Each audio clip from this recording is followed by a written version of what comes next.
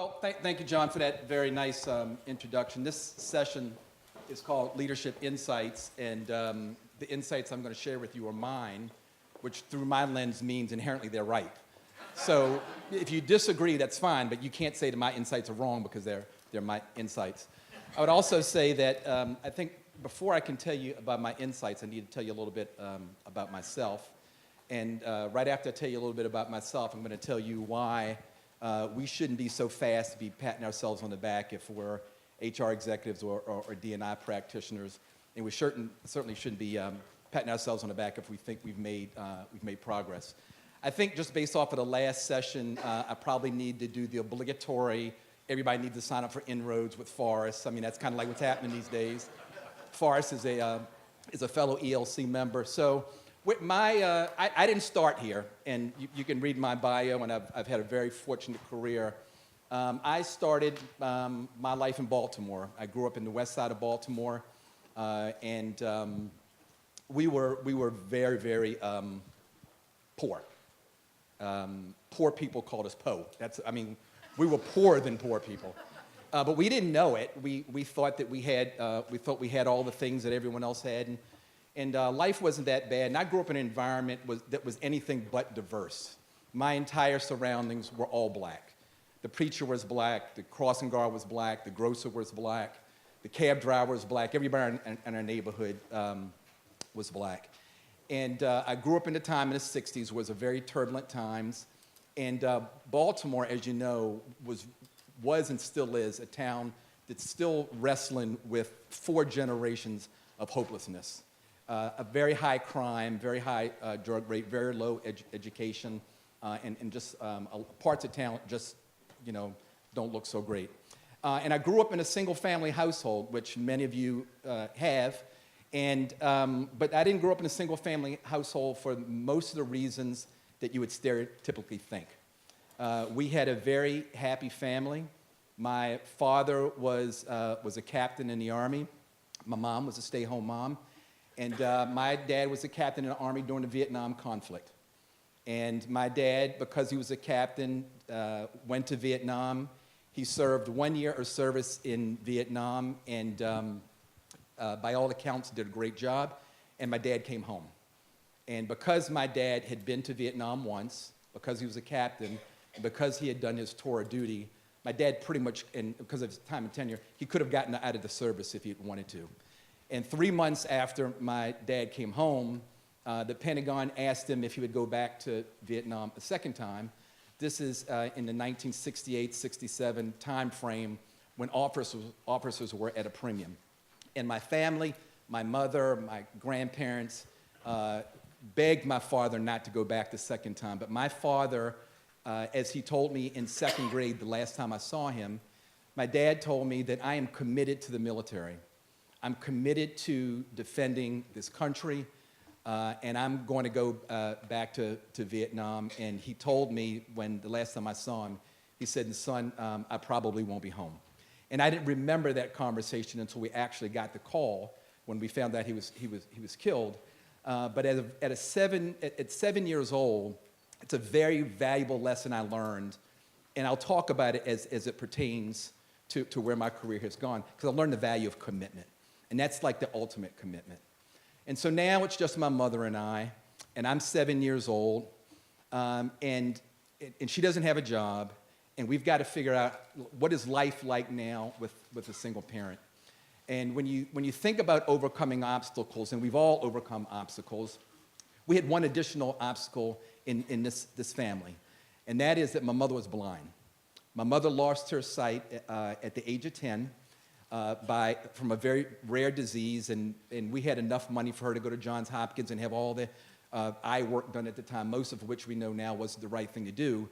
So now we got a real problem. I'm 7, she's blind, and we've got to figure out how we're gonna get through.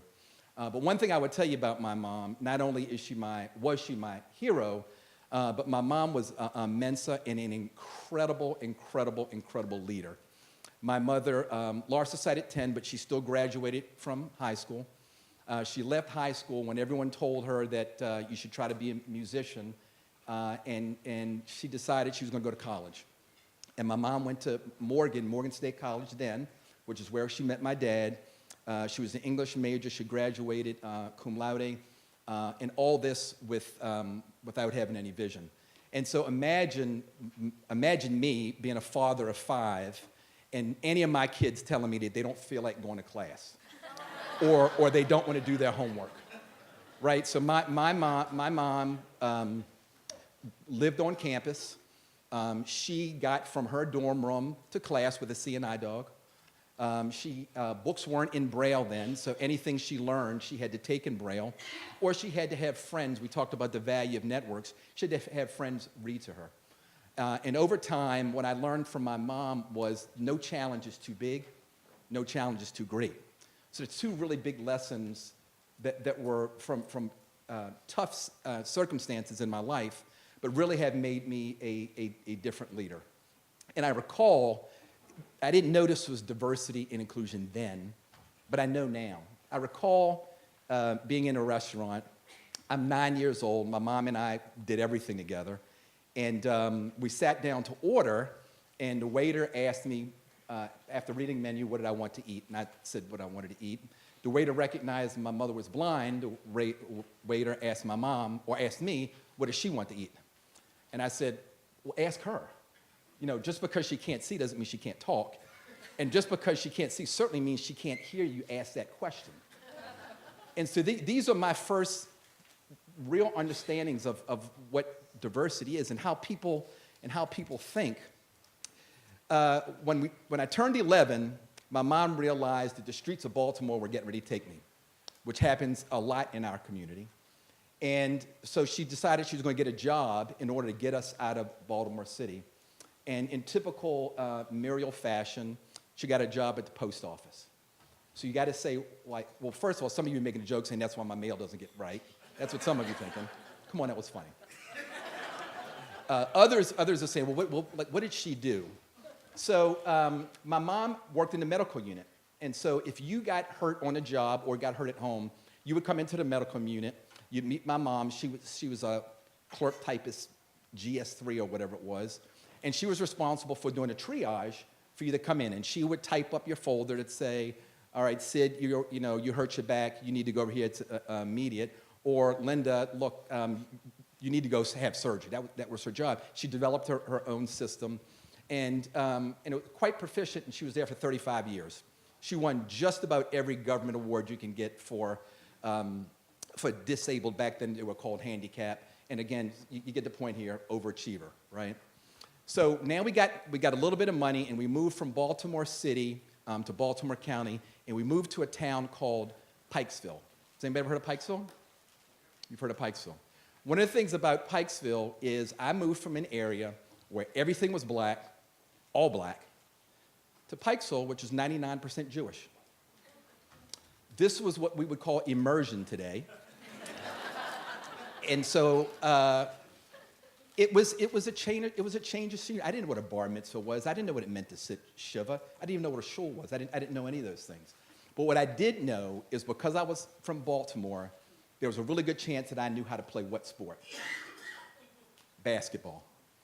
Baltimore has exported more professional basketball players, probably per geographic square mile, than any other city in the country. That includes Chicago, Detroit, and New York. Baltimore just pumped them out. And I was a pretty good basketball player. And so one of the things about playing sports is people don't really care what color you are. They don't care what you look like. All they want to know is, can you do your job? Can you do your job? A lesson in diversity around sports. Can you do your job? My job was a point guard. I got to Pikesville, and everyone knew who I was. And I became the golden child of Pikesville. Now, mind you, I had to learn a whole lot of things about being Jewish. I didn't go to as many barbecues as I did bar mitzvahs, but I learned a lot. And my point there is that if you have a skill that people value, they don't really care what gender you are. They don't really care what color you are. They just want to know if you can do your job. And so I graduated from Pikesville Senior High School, and most of the people I went to school with probably thought they'd never see me again. I was the black kid that they'd probably never see again. I went to Towson University. I went to Towson to go play basketball. I got an education on accident. But it was a great education, and many, many years later, a lot of really good things happened to me professionally. When I went back to my 10-year high school reunion, I was a senior director at UPS, and my colleagues at high school couldn't believe I'd gotten a job as a senior director. And so then I went back to my 20-year family reunion, and I was a senior vice president at Cigna. And they were like, well, how did that happen? You're the little black kid that wasn't supposed to. But they didn't know my mom, and they didn't know my dad. And then I went back for my 30-year reunion, and by this time, I'm a chief human resources officer of a Fortune 300 company at Boston Scientific. And so at the time, when I went back and I told and gave my business card, I guess I thought I'd kind of made it. But at one of the sessions we talked about earlier, somebody asked the question, when did you actually feel like you belonged? I was in the C-suite. I reported to the CEO, but I didn't really feel like I belonged. And not only did I not feel like I belonged, in 3 years I had 3 different CEOs, all of whom who viewed the world differently, which led me to the pinnacle of my career, which is the last job I had. I was a CHRO at TIAA, Teachers Insurance Annuity Association. Many of you know it as TIAA-CREF. I'm going to talk a little bit about that in a little while. But I had a black CEO, and I had a black chairman of the board. And, okay, I'm going to stop with that, and then I need to tell you a story. Was that interesting? Yes. Okay, good. So that's my perspective. That's my perspective. All right, so 2008. Tiger Woods is the most dominant athlete in the world, arguably the most recognizable figure in the world. If you watched golf on the weekend, you didn't ask yourself, was Tiger going to win? What you asked yourself was, by how much?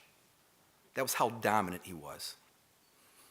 During the telecast with the Golf Channel, Nick Faldo, an announcer, and a female announcer are talking about Tiger Woods' dominance in golf. They're talking about how are the young golfers ever going to get past Tiger Woods.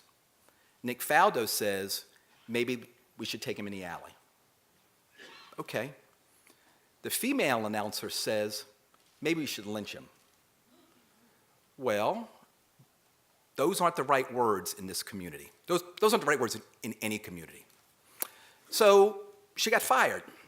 That's not true. She got laid off or furloughed. Tiger made a public statement saying that he knows her very well and he believes it was a mistake and that she probably didn't mean it that way. And 2 weeks later, she got her job back. But because there was so much media around this particular event, one of the golf magazines decided, I'm going to try to take advantage of this media event. And the golf magazine, 2 weeks after this event, ran a cover with a noose on the cover. After all this, the editor gets fired, as you would suspect. The company apologizes, just like the anchor apologized, but the editor didn't get his job back. And so when the editor was interviewed on the morning show, whether it was Good Morning or America or what have you, the editor said, let me tell you what I was thinking about. I was trying to explain how this reporter shouldn't use those words, and we were trying to capture the emotion of the nation, which they did, but in a negative way. And the interviewer said to the editor, well, when you were sitting around your editorial table and you were trying to figure out whether this was a good idea or not, what did the black people say around the table? He said, we didn't have any. And the reason I tell you that story is because when you go back to your respective organizations, you have to ask yourself, what decisions are being made because you don't have a fulsome view of the topic? Does that make sense? I use that story in almost every conversation I have at kids, or I meet with, 3, 4, 5 CEOs a week, and I always tell that story.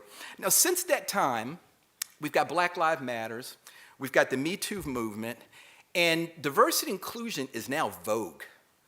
There's not a company in America that doesn't say they care about diversity inclusion. They don't say, we now have a diversity inclusion officer. But what I would submit to you is, Awareness is high, results are woefully low. We've got the CEO action. Tim Ryan, we talked about PwC and Tim Ryan. Tim Ryan, who's the CEO of PwC, has personally invested his personal wealth, his company's wealth, into the CEO action. CEO action is a great entity. We've got 350 signatories, CEOs that have signed the CEO action. ELC was one of the founders of the CEO action. But there's thousands of companies. There's 500 in the Fortune 500. There's how many in the Fortune 1000? My mama taught me that. There's 1,000. There's only 350.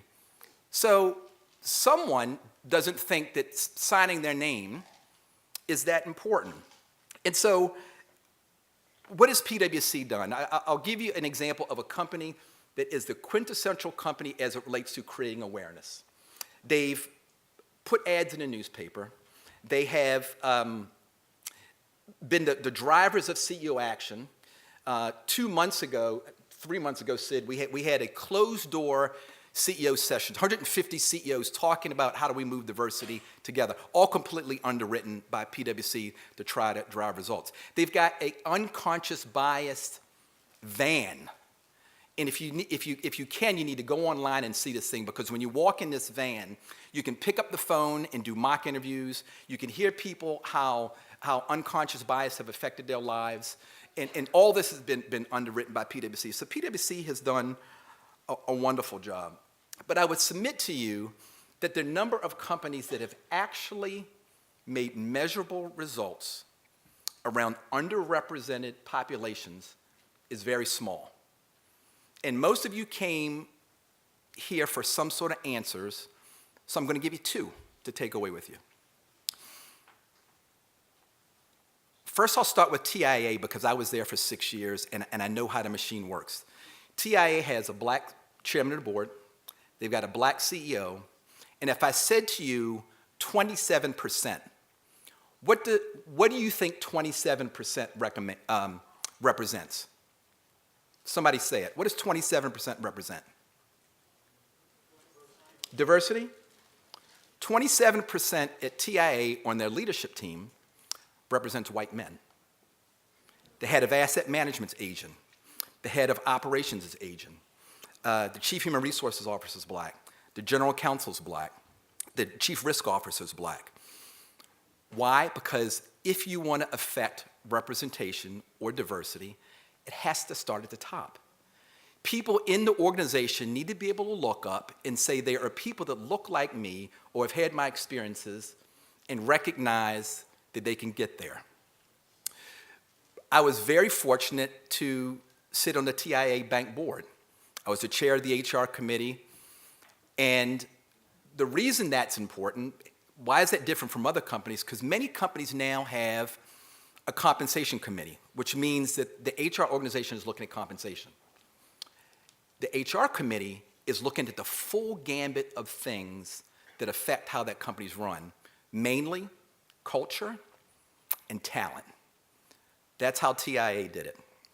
The second company I will go to, I hate to sound like a commercial here, but J.P. Morgan is so far ahead of everyone else relative to affecting what the demographics of that organization looks like. And it's a very simple formula. Jamie Dimon, who's a CEO, has made it a priority. The board of directors has made it a priority. Someone mentioned advancing black leaders. Let me tell you what advancing black leaders is. The financial services industry is woefully underrepresented with black leaders, whether it be men or women. Jamie has something called Advancing Black Leaders, which is a goal that every one of his direct reports has to hire a certain amount of black leaders per quarter. And when they review their business review and talk about margin, expenses, market share, revenue, whatever it is, Jamie says, and how many black leaders did you hire? Well, I hired 4, where you were supposed to hire 7, and you failed a quarter. You think that gets people's attention? It sure as heck does. And the result of that is, and I'm not inside the walls, but the managing director and above over the last 20-some months has improved by 30%. Because we all know what's measured gets fixed. The manager level and above is up almost 50%. And so when you go back to your respective organizations and you say, are there companies that do it well? Sure there's some companies do it well, but most are just driving awareness. And earlier on, we mentioned Deloitte. Today at 8 o'clock this morning, a report was released, and it's called the Missing Pieces Report. A number of people mentioned last year's report. The new report is out today. Here's where you can find it. You can find it on www.theabd.org. www.theabd.org. And what does ABD stand for? ABD is a coalition, and it stands for Advancing Board Diversity, and there's 4 organizations in that group. There's HASER, who's represented here today. There's LEAP, who's represented here today. There's Catalyst, who's represented here today. And there's ELC, that's represented here today. And the reason we're supporting this event, because we recognize that we all rise together. We all rise together. And it would be remiss of me not to mention that Deloitte put a significant amount of energy, as well as Diversified Search, pulling this data together. It is a really, really, really comprehensive report.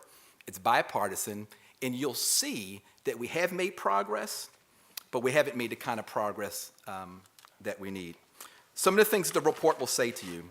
The report will say that Caucasian white men still make up 91% of the chairs for Fortune 500 companies. 91% of the chairs. So what is your chance or my chance if the board chair is responsible for making that selection? It'll also say that 78% of the lead director roles are made up of white men. So if you're a shareholder, if you're an activist, you have to ask the question to both the CEO and to the board, what exactly are you doing to change the real landscape of your respective organization? I happen to have a perspective on 3 ways I think you can do it. And then I think I have 5 minutes for Q&A. The first is, if you want to change, real change from a diversity inclusion perspective, the CEO and the board have to want to know the truth. They have to want to know the truth. And D&I has to be treated as a business issue. If you have margin erosion, if you have expense inflation, you put a business plan together and you fix it. Otherwise, you're not the CEO. Having a chief diversity officer and having a CHRO that doesn't have a business plan around fixing diversity and inclusion, that becomes a problem. The second thing is, even if you have to have a plan, you have to disaggregate the data. You have to. Because organizations across this country, almost without exception, will say, we are getting better at diversity and inclusion because we have moved from whatever the measure is. We've moved from 8 to 9. We've moved from 73 to 81. But if you disaggregate the data, what you will find is there are certain underrepresented groups that aren't participating in those advancements. You can throw them all into the bucket, but once you pull it apart, you may find out that African American women not only not advancing, but it's getting worse. Asian women are not advancing, it's actually getting worse. Don't let your organization give you a number. Don't let your CEO do their proxy and put a number in there and say we're getting better. And then they're not going to put the disaggregated data in a proxy. But you should be asking those questions. And the last thing is, and I kind of alluded to this earlier, CHROs and chief diversity officers, we have got to step our game up. On a senior leadership team, and I have now worked for 5 CEOs before I became one. Every person on the senior leadership team has a role. If the finances are whack, the CFO is the first person you talk to. If you run into legal complications the first person you go talk to is the GC. If you're talking about culture and talking about talent, that's the only job the CHRO has. To monitor the culture and to make sure that you have the right talent. So if you're a quarterback and you can't throw the ball, and that's your job, you're probably not going to be the quarterback long. And so my message to every one of you, and I've been a CHRO for a long time, if you can't influence your CEO, if you can't influence the culture, if you can't influence the board, you're likely to get the results that we have. But that's a call to action. Now, we've come a long way. When I first got into HR many, many years ago, it was personnel. And all we did was administer benefits and negotiate contracts. So we've come a long way. Everybody's got a CHRO now. But it requires some courage. It requires some courage. And if you think you can't do it, think about Muriel. That's the only thing I would say to you. Thank you.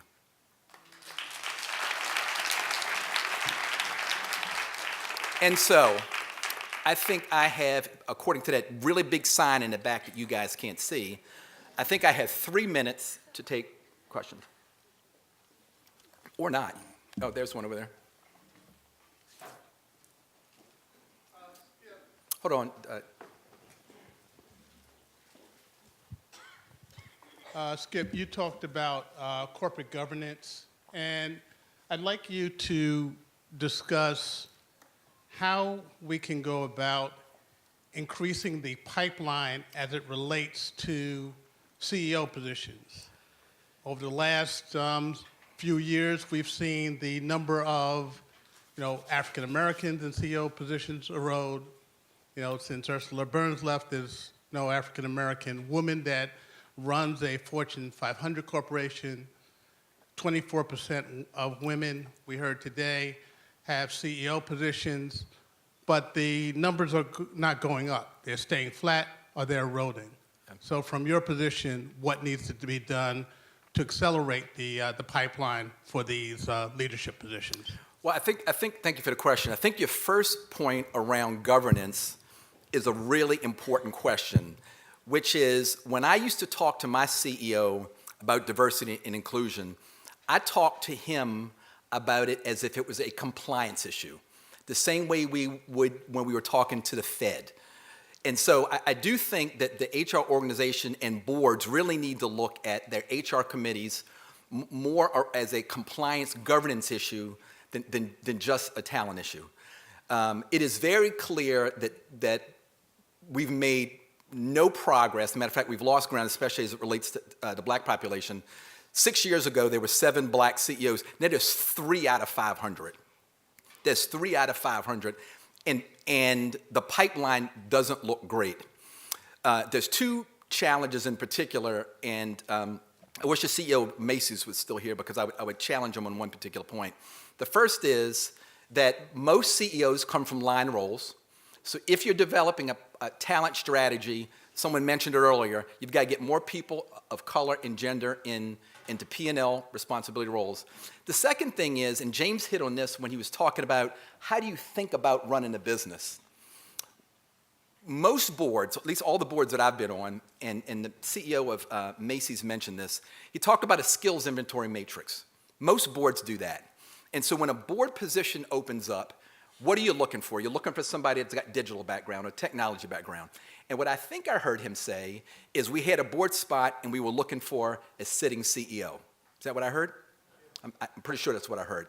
And what I would challenge that is if you're looking for a seated CEO, you're certainly not likely to get someone of color or gender diversity. However, if whatever it is that you're looking for, that skills and competencies that you're looking for that CEO to have, if you say, I'm looking for these skills and competencies versus this person, then you can kind of get there. Because there are people that are running huge businesses. A real good friend of mine, George Willis, is like the chief operating officer or runs all the operations at UPS. His P&L is bigger than 480 of the Fortune 500 companies. But if you're looking for a seated CEO, he doesn't get a shot. Marvin Ellison, who's now the CEO of Lowe's, Marvin and I worked together at Home Depot. It was so clear he was going to be a CEO. And the hardest job about becoming a CEO, the hardest job about becoming a chief anything, is everyone wants you to have already done it before. And you've got to convince somebody that you can do it. JCPenney took a shot at Marvin. He had stellar results, and now he's over at Lowe's. But people have to think differently. Thank you for that question. Anything else? I'm between you and drinks.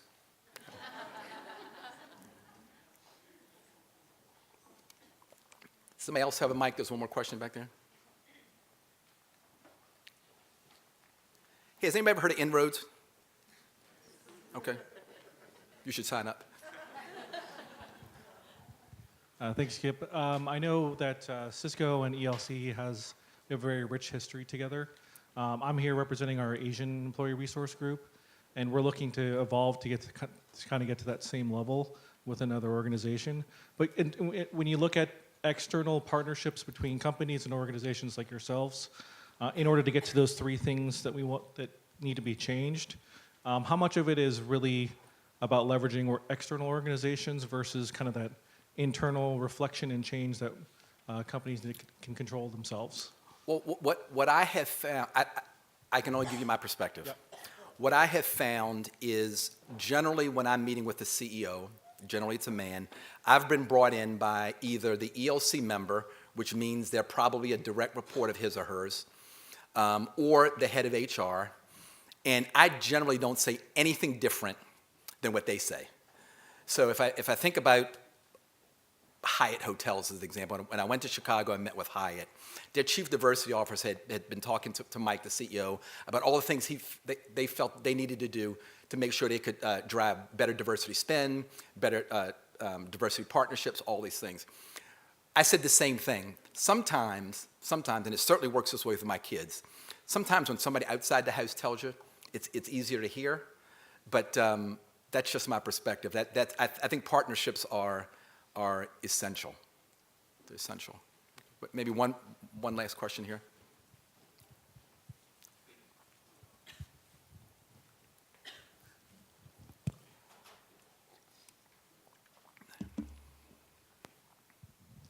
Thank you for your comments, Skip. My name is BJ Sung with Pinnacle Social Impact Consultancy.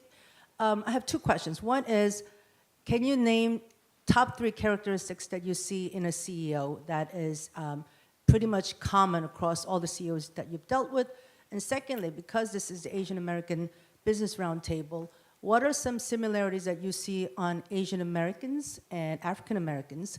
And then how can those similarities also be transferred, or if you will, or how can us females, Asian women, kind of aspire to those characteristics or learn those characteristics to be that CEO on that level?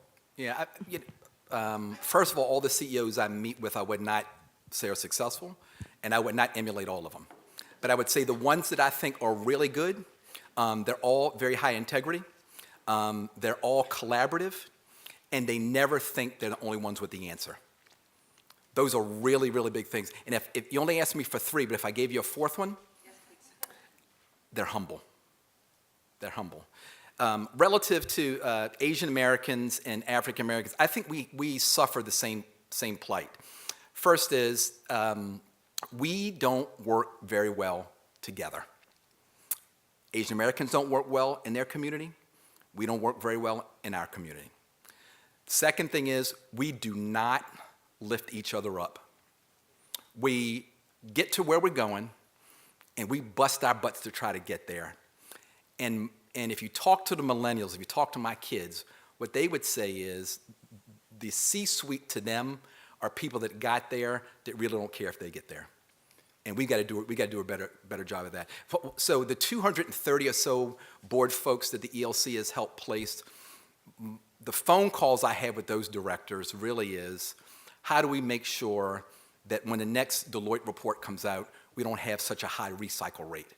Because even though there are more blacks on boards, the recycle rate is higher. It's higher.